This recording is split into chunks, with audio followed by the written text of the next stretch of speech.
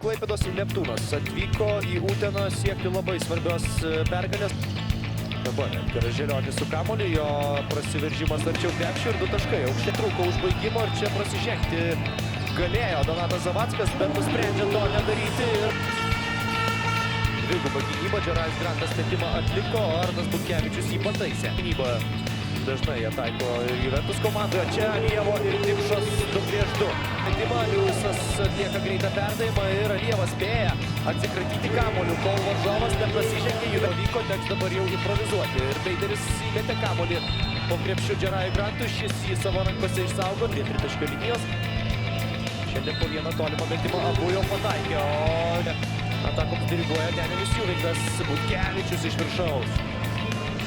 Rungtynių starto penkete nepradėjo Rolandas Alievas, bet trečiajame kėlinyje Battlefieldas su Dimša. 2-2, Dimšos perdavimas Želioniui ir dėjimas iš viršaus. Džerajus Grantas toli nuo krepšio, jis nepavojingas, bet čia baudos aikštelė yra jo karalystė. Pavojingas ir šias kelias minutės atrodo labai neblogai. Butkevičius 2+1. Kas prieš Liujisą, Pleistedo užtvarą, Denielis Juvingas iš toli, netaikliai, 2 sekundės lieka ir Pleistedas spėja pelnyti taškus. Taigi, Saulių Kulvietis, Spencerį Butterfieldą, Lauryną Samėną, Šavoną Liujisą ir Edgarą Želionį, kuris vėliau atakuoti. Tuomet Grantas taip užtikrintai nesijaučia. Liujisas!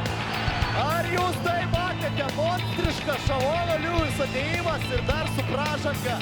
Praėjusių metų bronzinėje serijoje Girdžiūnas po driblingo netaikliai, Džerajus Grantas vėl taiso situaciją. Linkevičius